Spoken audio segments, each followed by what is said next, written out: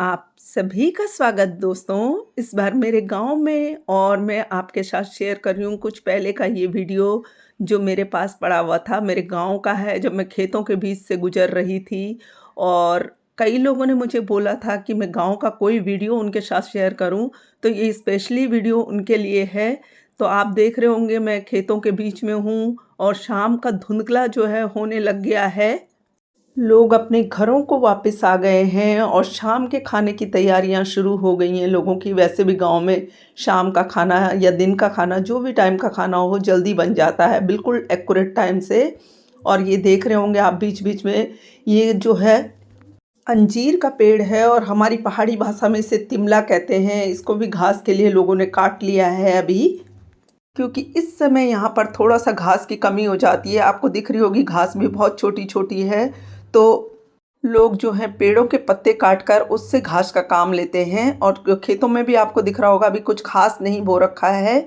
और मैं भी पगडंडी से जिससे उतर रही हूँ, देखिए बीच-बीच में खेतों के बीच में है।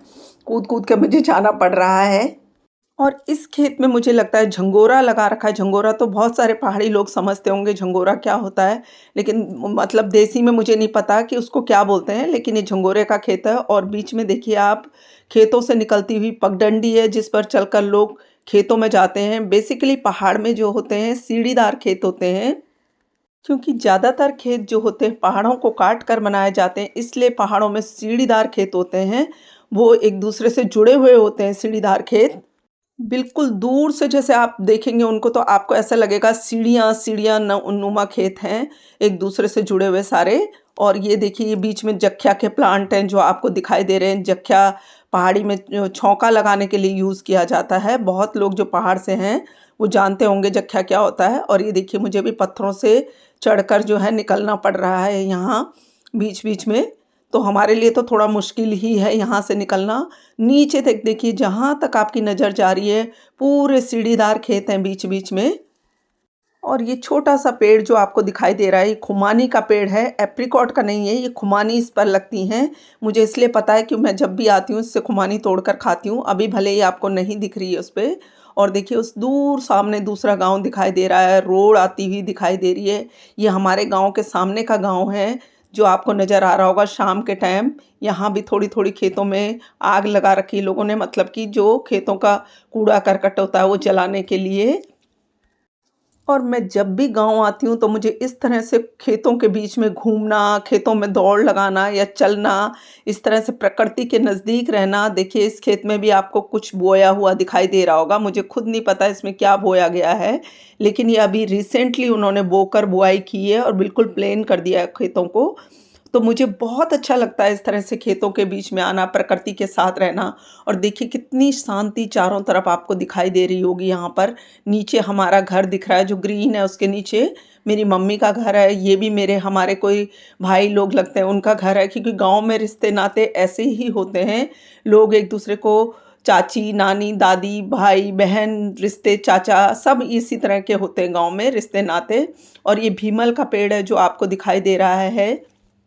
ये भी पशुओं के लिए बेहतरीन घास के तौर पर यूज़ होता है। और इसकी छाल का मैं आपको बताऊँ कि इससे जो है शैम्पू बनाया जाता है। भले ही आप किसी ब्रांडेड उस पे सर्च करके देखिए, भीमल का शैम्पू आपको नज़र आएगा। और भीमल का शैम्पू बालों के लिए नेचुरल जो होता है कंडीशनर उसका काम करता है, इफ़ेक्टिव बहुत होता है।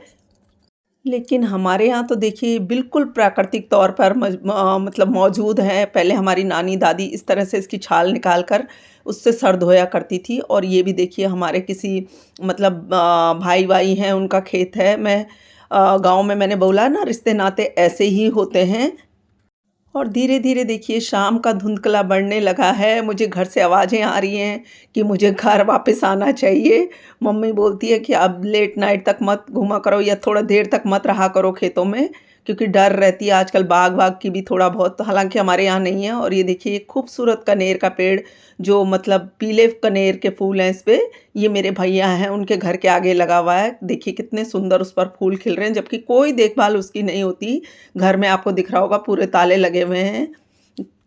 लेकिन बिना पानी और बिना केयर के भी वो कितना अच्छा मतलब फूल दे रहा है। उसके साथ-साथ देखिए ये अखरोट का पेड़ है, छोटे-छोटे अखरोट आपको दिख रहे होंगे बीच-बीच में इसमें लगे हुए कहीं-कहीं। और ये फिर से मैं पगडंडियों के पास आ गई हूँ, घर जाने के लिए मुझे थोड़ा-सा नीचे उतरना पड़ेगा, क्योंकि मैंने आपको बताया था कि मेरा घर थोड़ा-सा नीचे है और बीच-बीच में ये पत्थरों वाली पगडंडी है, तो मुझे जैसे-तैसे उतर रही हूँ मैं।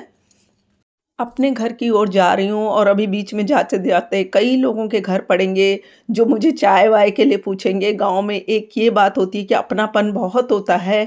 आप जिस भी घर के आगे से चले जाओ, आपको चाय-पानी के लिए ज़रूर पूछा जाता है और नहीं मानने पर ज़बरदस्ती करके आपको चाय-पानी पिलाई जाती है दोस्तों। और ख़ास तौर पे जब हमारे यहाँ ध्यानते यानी कि बेटियाँ आती हैं, तो उनको बहुत मतलब मान-सम्मान दिया जाता है। और देखिए कितने खूबसूरत रोज़ यहाँ खिले हुए हैं। मैंने कहा ना कोई देखभाल नहीं है, लेकिन रोज़ का साइज़ आप देखिए। ये अंगूर की बेल है, ये भी मेरे भैया के घर के आगे लगी हुई है। ताऊ जी के मेरी घर के आगे है ये बेल अंगूर की, और इसमें भी बहुत अंगूर लगते हैं जब सीज़न होता है।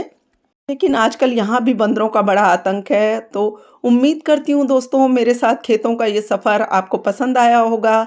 और नीचे देखिए मेरी भाभियाँ कुछ हैं घास काट रही हैं, तो चलती हूँ मैं, ये वीडियो बंद करती हूँ। थैंक